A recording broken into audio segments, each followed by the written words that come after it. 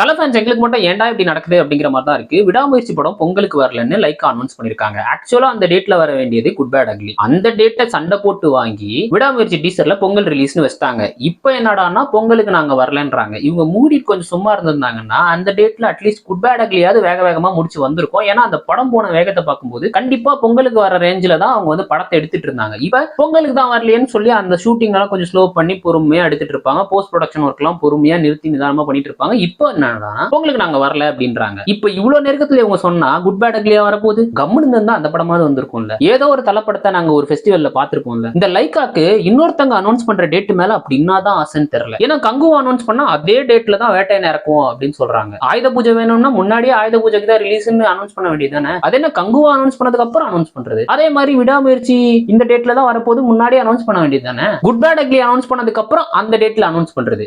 அதுவும் ரெண்டுமே ஒரே ஹீரோட படம். தலப்படமும் கிளாஷ் ஆகுது, ஒரே நாள்ல ரிலீஸ் ஆகுதுன்னு சொல்லி எல்லாரும் கலாய்ச்சிட்டு வேற இருந்தாங்க. பார்க்கும்போது கொஞ்சம் கடுப்பா தான் இருந்தது. பட் ஒரே நாள்ல 2 தலப்படம் வரதெல்லாம் நான் விரும்பல. ஏன்னா அந்த ஓப்பனிங் டே கலெக்ஷன் அடி வாங்கும். சரி ஏதாச்சும் ஒரு படம் வரட்டும். அது விடாமுயற்சியா இருந்தாலும் சரி, குட் பேட் அக்லியா இருந்தாலும் சரி, எப்படி பார்த்தாலும் நமக்கு லாபம் தான் அப்படின்னு நினைச்சிட்டு இருந்தேன். பார்த்தா 2 படமும் வராம ஆக்கிடுச்சு இந்த லைக்கா. கோமாரு.